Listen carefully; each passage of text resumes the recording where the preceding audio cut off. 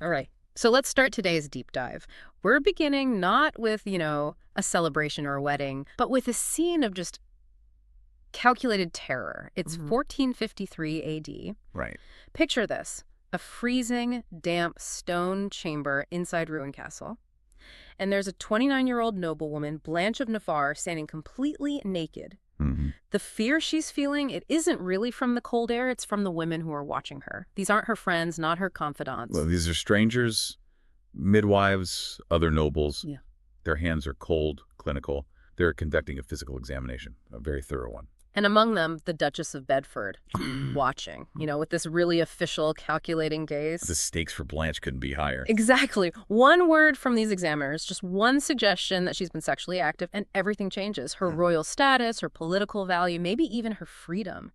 It all ends in disgrace. And this ordeal, this examination, it comes after 13 years of an unconsummated marriage to Henry I of Castile. 13 years. So this was the state's final humiliating way to prove what her body had, well, quietly endured all that time: her virginity at age 29. That specific story, Blanche of Navarre, Yeah. it's chilling. And it's our way into this topic today. Her story was absolutely tragic, but like you said, it wasn't unique. Not by a long shot. No. So today, we're diving deep into these hidden, often brutal realities of medieval power, where women's bodies weren't just controlled, they were treated as actual commodities. Tested, inspected, documented. It's a powerful starting point because Blanche's situation really throws a spotlight on this crucial, often forgotten mechanism of power that, frankly, dominated medieval Europe for centuries. Right. Our core mission today really is to unpack the why and the how.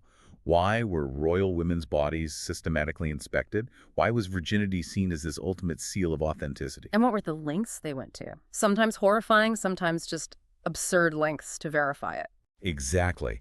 This deep dive is your shortcut, hopefully, to understanding that really difficult intersection of biology, high-stakes politics, and, let's be honest, systematic humiliation. We're going to look closely at the systems of oppression, the sources detail, but also, and maybe this is just as important, the acts of desperate resistance by the women caught up in it all. Okay, so to really grasp the trauma of these tests, we first need to understand the ruthless logic behind them. Right. Medieval Europe, fundamentally, it was built on bloodlines, on inheritance, on breeding. In that kind of high-stakes world, virginity wasn't just a moral virtue. It was more than that. Oh, much more. It was a necessary political and economic commodity. Put simply, it was seen as the surest method they had to guarantee paternity. And guaranteeing paternity wasn't just about, family pride or knowing who the father was. It had huge implications for stability. Exactly. Think about the stakes. Massive stakes. A Yeah. single heir could determine the fate of an entire kingdom, the line of succession, peace, or war. And when alliances were made through marriage, huge dowries changed hands. We're not talking small amounts. We're talking entire territories, trade rights, vast fortunes, feudal control over thousands, even millions of people. So like the equivalent of a small country's GDP today, maybe? Potentially, yes. For example, a dowry could include cash settlements equal to the annual revenue of a minor kingdom, or control over strategically vital castles, cities. Okay. And the only way, in their minds, to be absolutely certain that any child born from that marriage was the legitimate heir, the one entitled to inherit all that property and power, and that the alliance itself was legally sound. Was to marry a virgin bride. Exactly.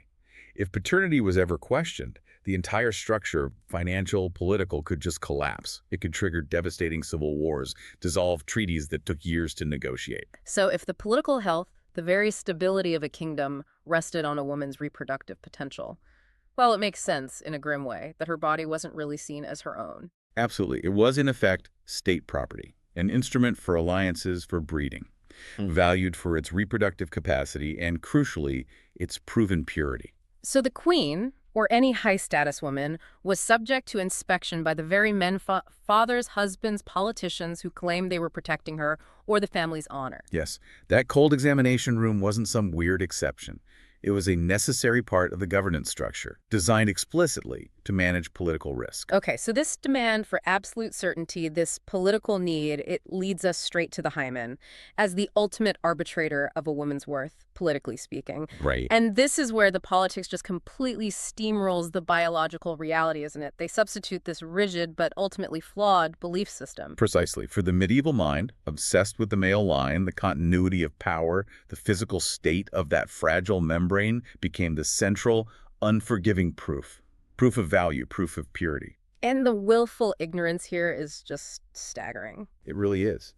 Because medieval authorities, driven by this intense need for control, they seem to have actively refused to accept basic biological facts. Facts that threaten their whole purity narrative. Like what specifically? Well, the sources are clear, and even some medieval medical texts acknowledged it quietly, that the hymen is incredibly fragile. Right. It could be torn by completely non-sexual activities. Exactly. Horseback riding, think about it. A routine activity for noble women then. Strenuous physical labor, even just accidents, falling. Plus, some women are just born without a distinct hymen, or it's naturally incomplete. And none of that mattered. That fundamental biological reality meant absolutely nothing when weighed against the political obsession with guaranteeing female purity before marriage. So an absent hymen, or one that looked torn, was just automatically taken as proof of sexual activity. No other explanation considered. Pretty much. Regardless of the actual cause. This institutionalized denial of basic anatomy cemented a system where innocent women could be ruined, disgraced, simply because their bodies didn't fit an impossible, politically convenient standard. And you mentioned some medical experts even knew this back then. Yes, there were physicians who understood the hymen could break in various ways, but that knowledge was often suppressed or ignored because it didn't fit the dominant political and social narrative. It was a really stark indictment of the system. So, okay, the physical evidence, the hymen itself, is unreliable. But the need for proof is absolute for political reasons. So what do? They had to invent other ways. Bizarre ways, non-physical, often deeply humiliating methods to prove what they desperately needed or wanted to believe. This is where science and politics kind of give way to, well, theater, superstition. Exactly. Performance and ritualized humiliation step in where reliable evidence fails. So when the physical exam wasn't enough, or maybe if a woman's reputation was already under suspicion, they turned to these procedures that sound almost satirical, but they had devastating real-world consequences. Absolutely. The goal shifted to proving virtue through magical thinking or physically impossible tasks. So let's start with one of the most infamous, the sieve test. The sieve test? Yes, the sieve test. Surprisingly common, actually, especially in more local courts or rural settings where maybe they didn't have access to, university-trained physicians. Okay, so what was the procedure? It sounds odd. It was brutally simple.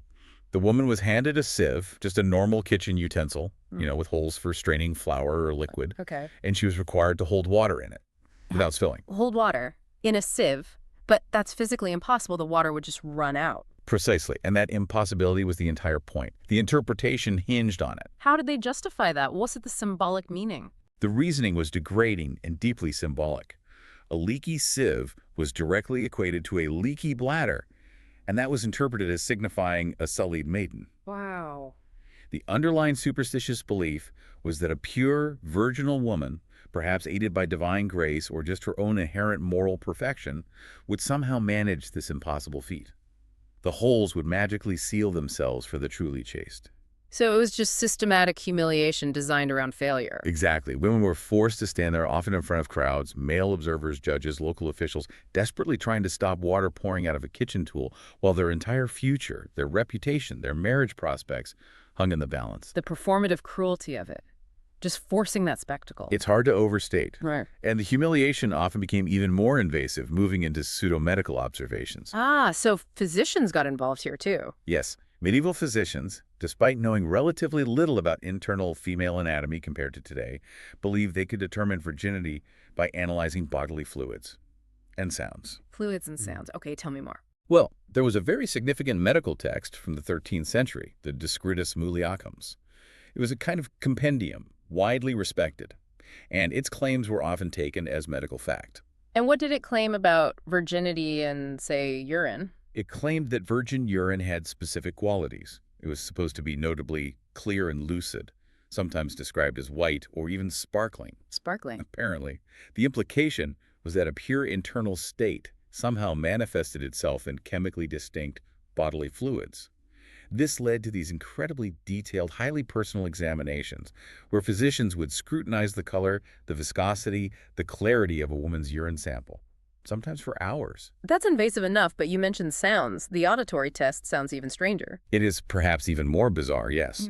Another strand of expert opinion recommended observing the act of urination itself. Seriously? Seriously, they claimed virgins urinated with a very specific sound described as a subtle hiss. A subtle hiss. Yes. And furthermore, the flow was supposedly slower, taking longer than that of a small boy. I can't even picture this. Imagine the scene.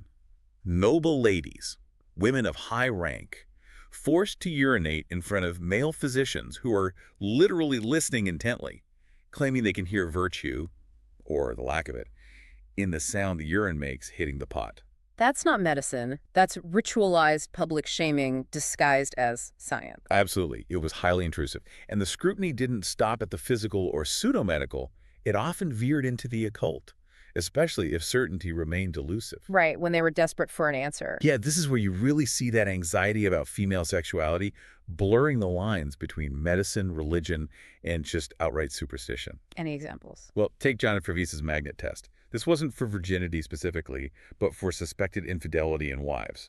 A magnet test? How did that work? The procedure involved placing a powerful magnet, a lodestone probably, under the head of the sleeping woman. Okay. If she was chaste, the magnet's power would supposedly draw her closer to her husband, causing her to suddenly embrace him in her sleep. And if she wasn't? If she was a spouse breaker, an adulteress, the magnet would instead cause her to have a frightening vision, making her suddenly jump out of bed in terror. So, magic rocks determining marital fidelity. It shows how desperate they were for some kind of confirmation, even a supernatural one. It reveals a deep-seated anxiety and a willingness to grasp at anything that seemed to offer certainty in the face of suspicion. But then we get to the fumigation tests, associated with a 15th century physician, Nicola Fucci. This sounds like it moves beyond absurdity into actual physical danger. It absolutely does. Fucci was an influential Italian physician, and he described this method in detail. The woman was to be covered completely with a cloth, essentially put inside a tent-like structure. Okay, covered. And then fumigated with the best coal, burning coal. Fumigated, they were deliberately exposing her to smoke, likely toxic smoke, carbon monoxide. Exactly. They were filling the space under the cloth with fumes from burning coal. That's incredibly dangerous. What was the supposed logic? The physiological verdict rested entirely on her reaction, or lack thereof, to breathing these toxic fumes. Fucci claimed that if she was a virgin, she supposedly wouldn't perceive the odor through her mouth and nose. How could that possibly make sense? The implication, perhaps, was that virginity somehow sealed the body, made it impermeable, even to smells or fumes penetrating from the outside. It's bizarre logic. So women were literally being smoked like hams, covered up, choked with toxic fumes, while physicians watched to see if they reacted. Pretty much. Watch for signs of coughing, choking, distress. Any sign she perceived the odor to determine her moral status. That's terrifyingly cruel. And it just highlights the profound level of medical ignorance, treating the female body like some kind of magical sealed container subject to these weird chemical tests. It's a stark example of how pseudoscience could be used to inflict real harm in the name of verifying purity. Okay, so the political nature of all this, the fact that it wasn't really about morality but about power, becomes crystal clear when we look at royalty, doesn't it? Catherine of Aragon's case is probably the most famous example. Absolutely. It shows exactly how these tests, or rather the interpretations of a woman's physical state, could be weaponized and completely overturned based purely on political need. In her case, the king's need. Right. The context here is huge. It's basically the spark for the English Reformation. Catherine insisted, right up until her death, that she was a virgin when she married Henry VIII. She did. Her previous marriage to Henry's older brother Arthur, Prince of Wales, she maintained was never consummated because Arthur was too frail and died shortly after. But Henry, years later, needed an annulment. Why? Politics. Pure and simple. By the 1520s, Catherine hadn't produced a surviving male heir. Henry was desperate for one and was also infatuated with Anne Boleyn.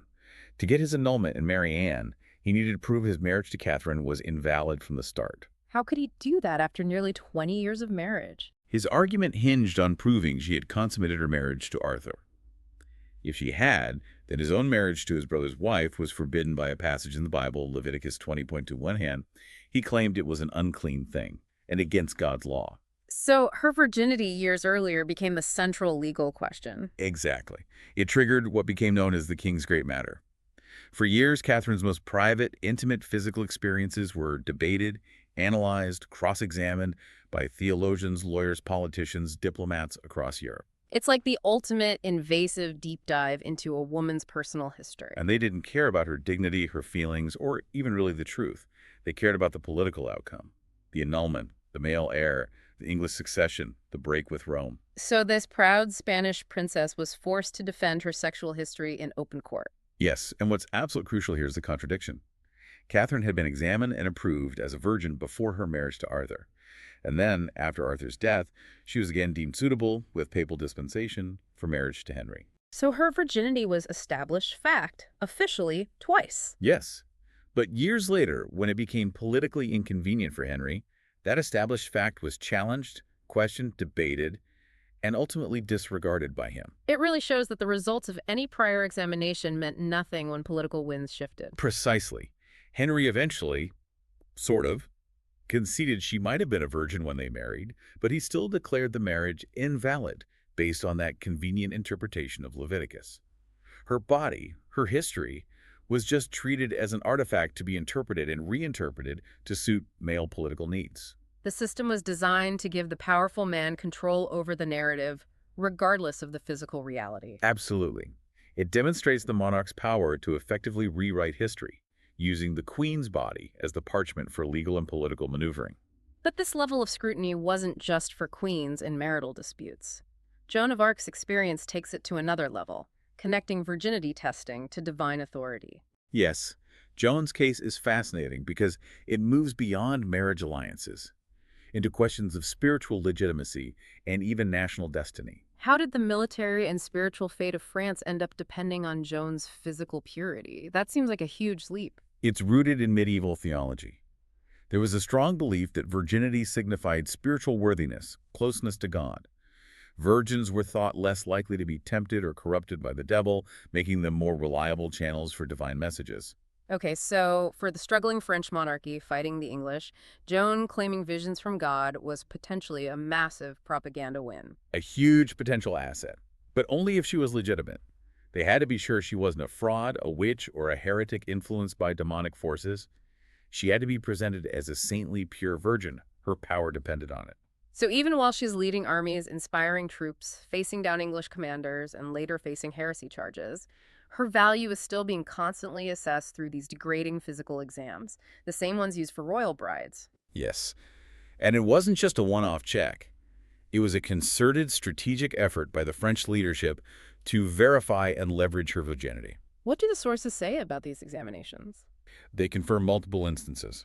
Before January 1431, there was a private examination by two women associated with the French court, which confirmed her virginity. Then, crucially, the Duchess of Bedford, who was English, remember, wife of the English regent in France, conducted another examination. Why would the English do that? It shows even the enemy understood the political power tied to her physical state. Yeah. If they could disprove her virginity, they could discredit her claims of divine guidance. Right. Undermine her entire position. But perhaps the most politically strategic examination happened earlier, when she was sent to Tours. There, she was examined by women under the direction of Yolande of Aragon. Yolande of Aragon, she was very powerful, wasn't she? Charles VII's mother-in-law. Exactly. A political heavyweight. Yolande needed absolute certainty. There was a prophecy circulating about a virgin maid saving France. Yolande had to ensure Joan could credibly be presented as that prophesied virgin savior. So verifying her virginity was key to validating Charles VII's claim to the throne, which Joan was fighting for. Precisely. Her physical purity was necessary to solidify her divine mandate in the eyes of the court, the army, and the people. It ensured the French crown wasn't backing a heretic or a political liability.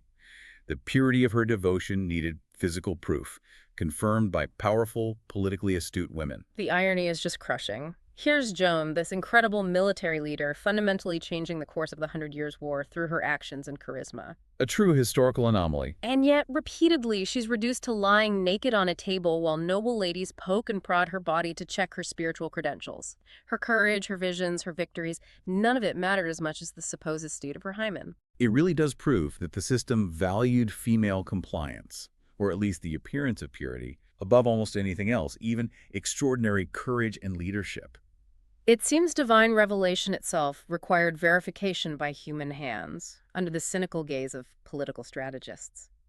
It raises a profound question about that era, doesn't it? Medieval Christianity created this world where a woman's spiritual authority, her political value, could literally depend on a tiny piece of tissue. God might be speaking, but humans needed to conduct a physical exam first. Okay, let's talk about the actual mechanics of this system, the instruments of oppression. Because while it was the powerful men, kings, nobles, church officials who ordered these tests, The ones actually performing the intimate examination were often other women, right? Midwives, female attendants. yes, and that's a really crucial and uncomfortable aspect. Midwives, women who you might think would be natural allies, sisters in suffering, they frequently became instruments of the patriarchal system. How did that happen? Why would they enforce standards that could harm other women? Well, the sources suggest a complex picture. There were definitely midwives who showed solidarity who lied. They'd declare a woman Virgo intact or virgin intact when she clearly wasn't, perhaps out of empathy or maybe a quiet sense of justice or even bribery. But not all of them. No. Many, perhaps most, were rigorously honest in their appraisals, at least according to the standards of the time. And this often stemmed from the pervasive cultural atmosphere. Many women in medieval society seem to have internalized the rhetoric that labeled females as inherently weaker, morally suspect, maybe even wicked or untrustworthy. So they believed in the necessity of these checks. Some certainly did. They saw themselves as upholding social order, protecting family honor, ensuring legitimate heirs, adhering to religious doctrine. They enforced the system partly because they believed in its underlying assumptions about female nature and the importance of purity. And the examination itself, it wasn't just a quick look, was it? You described it earlier as methodical, institutionalized torture. It was designed to be invasive and psychologically devastating. Records paint a picture of cold, stark stone chambers. Minimal furniture. The woman was often placed on a table, almost like a specimen for dissection or a piece of evidence in a trial. Exposed and vulnerable. Completely. And to prevent any possibility of deception or later accusations of bias, multiple witnesses were usually present. Other physicians, noble ladies, sometimes even clergy members. They observed everything. So there was no privacy at all. None. Women were often positioned in highly degrading ways, legs held wide apart while strangers examined them, sometimes using cold instruments. And there are accounts suggesting they were often forbidden to speak or show emotion or even flinch from pain. Why? What was the justification for that? Any outward sign of distress or resistance could potentially be interpreted as a sign of guilt or consciousness of having something to hide. Silence and passivity were expected. And the humiliation didn't even end when the physical ordeal was over. You mentioned the bureaucracy of abuse. Yes, the meticulous documentation. This wasn't just about the moment. It was about creating a permanent record. Court records, royal account books, physicians' notes, they often described women's bodies in chillingly clinical detail. What kind of details? The precise condition of the hymen, the appearance of the genitals, sometimes even the woman's reactions or lack thereof during the examination. This information was preserved, sometimes for decades or even centuries. Why keep such intimate records? For legal and political necessity. It guaranteed that the intimate details of a woman's physical state, her supposed purity or lack thereof, could be referenced later. Pulled out in legal disputes, succession crises, annulment proceedings, just like what happened with Catherine of Aragon's history. The trauma was documented and archived. Faced with that kind of system and the potentially lethal consequences of failing exile, social ruin, death, the collapse of family fortunes, women must have felt they had no choice but to fight back somehow, to deceive the system. Absolutely. Survival often demanded deception. When the stakes were that high, desperate measures were inevitable. And medieval literature itself provides evidence of this resistance. Like the Trotula you mentioned earlier, that 12th century women's medical text. Exactly. The Trotula was hugely influential across Europe, read by physicians and likely known in noble households, and it contains surprisingly frank advice for women needing to fake virginity. Including the leech method, which sounds just horrific. Can you explain that again? It's gruesome. The Trotula instructs the woman, ideally the day before her wedding or examination, to very carefully place a leech on her outer labia. A leech, like for bloodletting. Yes, she had to be extremely careful it didn't slip inside. The goal was for the leech to bite and feed, causing bleeding. This blood would then dry and form a small, dark crust in that area. So the crust would mimic the appearance Of dried blood from a recently broken hymen, providing evidence either during a physical inspection or on the wedding night sheets. They were deliberately wounding themselves, letting a parasite feed on their most sensitive parts, enduring pain and risking infection, all to create a plausible illusion. It shows the sheer terror they faced. The physical pain and risk were considered preferable to the social, political, or even fatal consequences of being deemed impure. Were there less extreme methods? Yes, definitely. Simpler, though still risky, tricks were employed. A common one was acquiring animal blood. From where? Maybe a small amount of chicken blood from a butcher. This could be hidden in a small container, like a hollowed-out piece of jewelry, or soaked into a piece of cloth concealed on her person. To be used when? To be discreetly spilled onto the wedding sheets during the night, under the cover of darkness, simulating the expected bleeding. Clever, but still requires immense nerve. Absolutely. Other strategies included trying to time the wedding to coincide with the woman's menstrual period, providing a natural source of blood. Or in very high-stakes situations, particularly involving royalty or nobility where substitution was possible. They might swap the bride.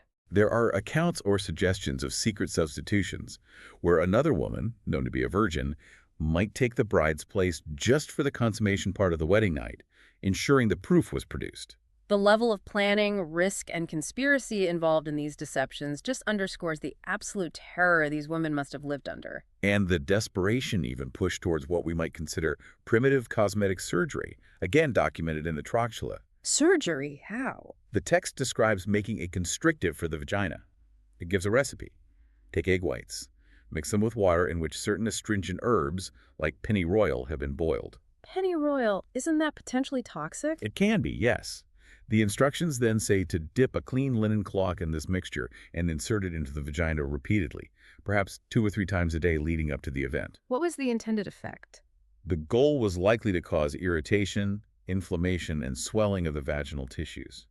This could tighten the opening, potentially fooling a cursory physical examination, or perhaps causing slight bleeding upon intercourse due to the irritation. Again, risking infection, internal damage, poisoning, just to meet this imposed standard of purity. It highlights the extreme lengths women were willing to go to, risking their physical health, to navigate a system violently enforced by the male-dominated political and social structure. And all this desperation often culminated in the wedding night itself, which wasn't a private affair, was it? It was a public spectacle. Very much so. For many, the ultimate, undeniable proof wasn't the midwife's inspection, but the blood on the marital sheets after the first intercourse. Blood as currency, as you said earlier? Literally, political and economic currency.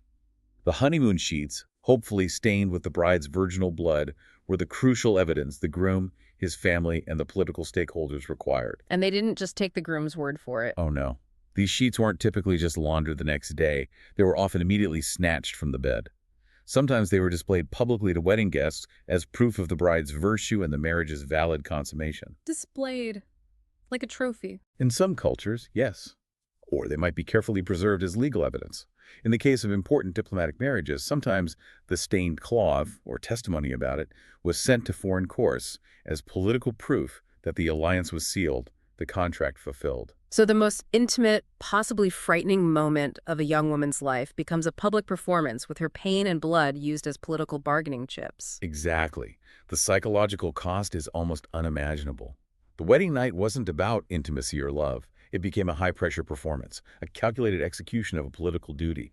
It must have scarred both partners. And the pressure to produce that blood could lead to even more trauma. Yes. The intense pressure often led to horrific situations. Sometimes rituals involved the groom intentionally or an attendant secretly, cutting the bride slightly during intercourse to guarantee bleeding if it didn't happen naturally. Or having animal blood ready nearby as a backup plan, intimacy was completely replaced by theatrical, often violent, deception. Thinking about the women who went through this, who survived these systems, the psychological impact must have been profound and long-lasting. Absolutely. The sources and later analyses suggest deep feelings of shame, violation, a sense of being fundamentally tainted or damaged, even if they passed the tests, and often a lasting disconnection from their own bodies. How so? They learned, through traumatic experience, to view their physical selves not as their own, but as evidence to be managed. They lived in constant, low-level fear of sudden scrutiny. Their bodies weren't sources of pleasure or strength, but potential liabilities. Constantly monitoring themselves. Yes. We see accounts suggesting women would actively avoid activities they might otherwise enjoy or need, like strenuous exercise, writing, dancing, anything that might inadvertently affect the physical evidence of their purity, even if those activities were vital for their health or social life. They became, in a very real sense, prisoners in their own bodies, constrained by this anatomical myth and the political weight attached to it. And Blanche of Navarre, back where we started, her story really exemplifies that cost, doesn't it? It does. Successfully passing that virginity test in 1453, after 13 years of public humiliation and an unconsummated marriage. It was such a hollow victory. She proved her purity, but what did it get her? Ultimately, very little. She had already lost her youth, her dignity, potentially any chance at a normal marital life. And often, women in her position, even after being vindicated, were still discarded. Their value as a political pawn was exhausted, used up by the very tests meant to uphold their honor. The system consumed them. And this brutal practice persisted for so long. Why? Why didn't it fade away sooner? A major reason is that it became thoroughly institutionalized, and crucially, it was underpinned by massive economic drivers. We talked about the dowries, the land, the trade agreements tied to royal marriages. Huge financial stake. Exactly. Virginity wasn't just symbolic, it was an entry on a political and financial ledger. Too many powerful people and institutions benefited financially from maintaining the system. Moral or ethical concerns often took a backseat to protecting inheritances, securing alliances, and maintaining the economic status quo. So they even invested in making the system more efficient, more scientific. In a disturbing way, yes. The systematic nature is quite alarming when you look into it. Medical researchers, physicians, were sometimes tasked with developing new instruments or refining techniques. Instruments? For what? Tools designed specifically to probe women's bodies more effectively, to measure hymenal tissue more precisely, supposedly. These were essentially weapons of control disguised as scientific equipment. Wow. And furthermore, you see evidence of training manuals, medical texts, that treated the process of examining women, this violation, almost like a technical skill to be learned and mastered. They created professional standards for carrying out systematic abuse, ensuring the practice perpetuated itself through generations of physicians, midwives, and attendants. What's really sobering, though, is realizing that the core assumptions behind all this, the linking of female morality, worth, and even legal standing to a specific piece of anatomy, didn't just vanish with the Middle Ages. No, absolutely not. Those archaic ideas continue to cast a long shadow, influencing laws, cultural norms, and medical practices in various parts of the world today. This isn't just some dark, distant history, it has a living legacy. How so? Where do we see this today? It's a global reality, unfortunately. The practice of virginity testing is still shockingly common in some regions, parts of Asia, the Middle East, areas of North and Southern Africa. And these practices are related to the medieval ones. Often, yes. They trace their cultural origins directly back to these medieval European purity customs, intertwined with concepts of family honor, patriarchal control, and the perceived need to verify a woman's suitability for marriage. These tests are still sometimes used in those contexts, or even, appallingly, in legal investigations like sexual assault cases. And there's that bizarre legal irony here in the West, too. You mentioned it's still technically legal in some places in the U.S. Yes, in some jurisdictions, there isn't specific legislation banning doctors from performing so-called virginity tests, if requested, though medical ethics bodies strongly condemn it. The legal frameworks that enable the scrutiny of women like Catherine of Aragon and Joan of Arc haven't been entirely dismantled everywhere. Their legacy lingers, even if, thankfully, fading in many places. But there is pushback now, right? Globally. Yes, and that's significant. Yeah. There's a growing global movement recognizing these tests for what they are.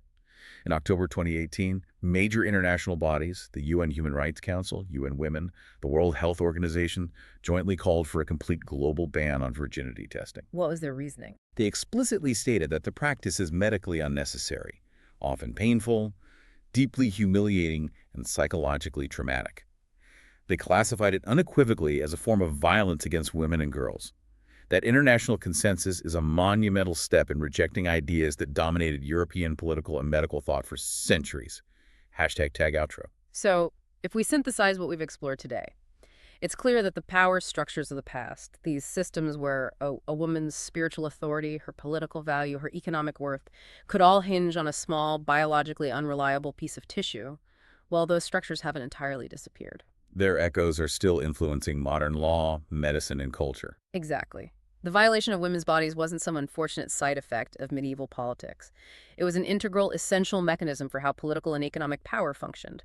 It was how societies maintained control over female sexuality, reproduction, and property rights.